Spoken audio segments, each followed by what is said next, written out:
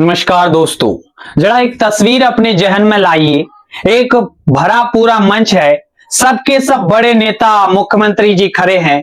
सामने एक महिला आती है और मुख्यमंत्री जी अपने हाथों से उसका नकाब, उसका हिजाब हटाने की कोशिश करते हैं। वो महिला सकपका जाती है भाई साहब, पीछे हट जाती है। ये मंजर था बिहार का और किरदार में कोई और नहीं थे भाई साहब, हमारे सुशासन बाबू यानी कि नीतीश कुमार थे। उस एक घटना ने पूरे देश को सन्न करके रख तो दिया ही था। सवाल उठा कि क्या सत्ता के नशे में मर्यादा अब कोई मोल नहीं बचा। लेकिन दोस्तों रुकिए, अगर आपको लगता है कि यह बस एक भूल थी या एक इक्का दुक्का घटना थी तो आप आज गलत साबित होने वाले हैं। देखिए, यह एक बीमारी है, एक ऐसी मानसिकता जो अब सियासी गलियारों से निकलकर सरकारी आयोग तक पहुंच गई है।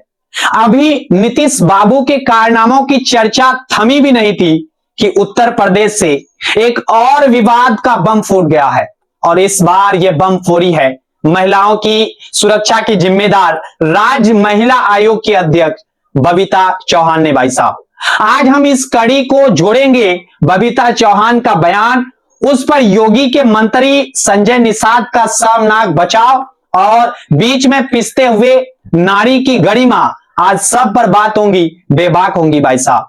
किस्सा का शुरुआत करते हैं, रिसर्च का शुरुआत हम लोग करते हैं आगरा से।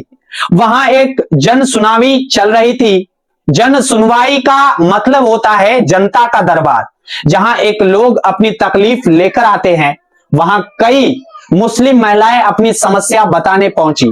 उन्होंने भाई साहब वहां बुर्का बांध रखा था।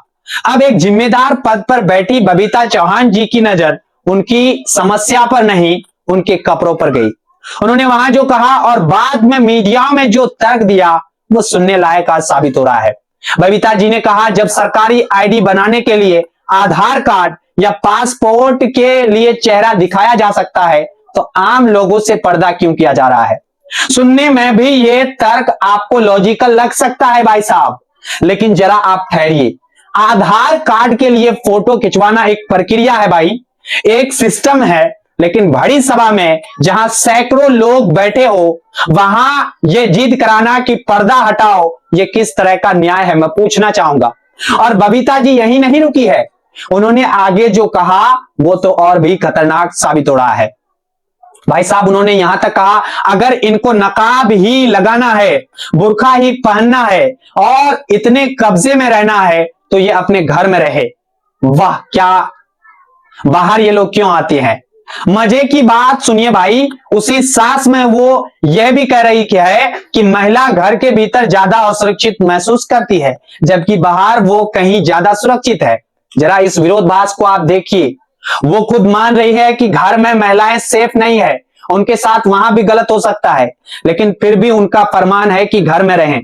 मतलब अगर आप अपनी मर्जी से पर्दा करती हैं तो आपको सरकारी योजनाओं का लाभ नहीं मिलेगा। इनका कहना यही है, आपको अपनी बात कहने का हक नहीं होगा भाई। दोस्तों, सवाल यह है कि पहचान करने का क्या यही एक तरीका है कि सरेआम किसी की निजता पर सवाल उठाया जाए। क्या महिला अधिकार या अधिकारी चेक यहां नहीं कर सकती थी। लेकिन दोस्तों, असली खेल तो अब शुरू होती है। जब यह विवाद बढ़ा तो इस आग में घी डालने का काम किया है योगी सरकार के मंत्री निषाद पार्टी के अध्यक्ष संजय निषाद ने। भाई साहब, संजय निषाद को लगा कि नीतीश कुमार और एनडीए का बचाव करना उनका धर्म है, लेकिन बचाव करते करते वो भाषाई मर्यादा के इतने नीचे गिर गए कि सुनकर किसी भी सब इंसान का सिर आज सबसे झुक जाएगा। संजय निषाद ने नीतीश कुमार की हरकत का बचाव करते हुए कहा, वो भी आदमी है, नकाब छू दिया तो इतना क्या हो गया, कहीं और छू लेते तो क्या हो जाता। भाई, कहीं और अगर छू लेते तो क्या हो जाता। 2 सेकंड के लिए आप सोचिए, यह एक मंत्री के बोल है। यह बयान उस सड़क छाप मानसिकता को दिखाता है जो महिलाओं को इंसान नहीं बल्कि एक वस्तु समझती है। विपक्ष ने इस पर तीखा हमला बोला है और बोलना भी चाहिए, मैं भी बोलूंगा। शिवसेना की प्रियंका चतुर्वेदी ने साफ कहा कि यह इनकी महिला विरोधी सोच है। चाहे वो बीजेपी हो या सहयोगी हो, ये सब एक ही थाली के चट्टे बट्टे हैं जो गलत को सही साबित करने के लिए महिला की इज्जत को दांव पर लगा देते हैं। बात यहां तक बढ़ गई भाई कि मशहूर शायर मनोहर राणा की बेटी सुमैया राणा ने लखनऊ के भाई साहब पुलिस स्टेशन में जाकर के नीतीश कुमार और संजय निषाद के खिलाफ लिखित तौर पर आज शिकायत को दर्ज करा दी है। जब चारों तरफ थू थू होने लगी तो संजय निषाद को अपनी गलती का भी एहसास हुआ, या शायद ऊपर से भाई साहब इनके आकाओं का इन पर डांट पड़ा होगा। उन्होंने एक वीडियो जारी किया और अपने शब्द वापस लिए, लेकिन यहां भी उन्होंने अपनी गलती मानने के बजाय संस्कृति का बहाना बना लिया।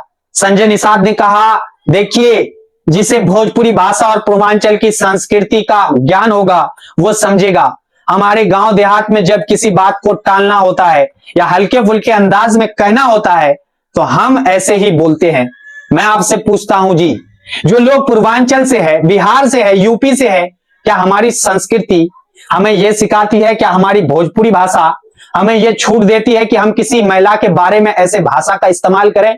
संजय जी, आप मंत्री हैं, अपनी बदजुबानी को छिपाने के लिए पूरे पूर्वांचल और पूरे भोजपुरी समाज की संस्कृति को ढाल मत बनाइए।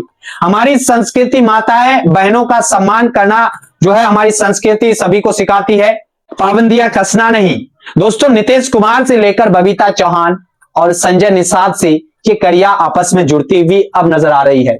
हिजाब और बुर्खा तो बस एक बहाना है, असल मकसद है इस लोगों को राजनीति चमकाना। देश में महंगाई चरम पर है, बेरोजगारी एकदम चरम पर आ गई है, पेपर लीक धड़ल्ले से हो रहा है, उन पर किसी को बात नहीं करनी। बात इस पर होगी कि किसे क्या पहनना है। एनडीए के नेता भले ही विवादित बयान देकर बाद में माफी मांग ले, शब्द वापस ले ले, लेकिन जो बात जुबान से निकल गई वो तीर वापस नहीं आती। बाण से निकले हुए तीर भाई साहब कभी वापस नहीं आता। वो बयान उनकी मानसिकता का आईना है। यह बयान दिखाता है कि सत्ता के ऊंचे पद पर बैठे ये लोग असल में आम महिलाओं के बारे में क्या सोचते हैं। अब फैसला आप सभी को करना है। क्या हम ऐसे बयानों को सिर्फ हंसी मजाक या देसी कहावत मानकर नजरअंदाज कर देंगे, या फिर हम भी सवाल पूछेंगे कि माननीय, आपकी मर्यादा कहां गई? इस पूरे मामले पर और खास कर भाई साहब संजय निषाद के सांस्कृतिक तर्क पर आप क्या सोच रहे हैं? क्या वाकई भोजपुरी में ऐसी बातें आम है या यह सिर्फ बचाव का एक हिस्सा पैतरा साबित हो रहा है? कमेंट बॉक्स हमने आपके लिए खुला रखा है, कमेंट में अपना राय जरूर लिखिएगा। और अगर आपको लगता है कि हम सभी सवाल डेली आपके साथ उठाते रहते हैं तो इस चैनल पर जो भी मेरी बहन लोग या मेरे भाई लोग जुड़ रहे हैं, चैनल को एक मर्तबा आप सब्सक्राइब जरूर कर लीजिएगा। जैसे ही हमारे वीडियो आएंगे आपको नोटिफिकेशन मिल जाएगा। देखते रहिए और सवाल पूछते रहिए। जुड़ने के लिए आप सभी का बहुत बहुत धन्यवाद।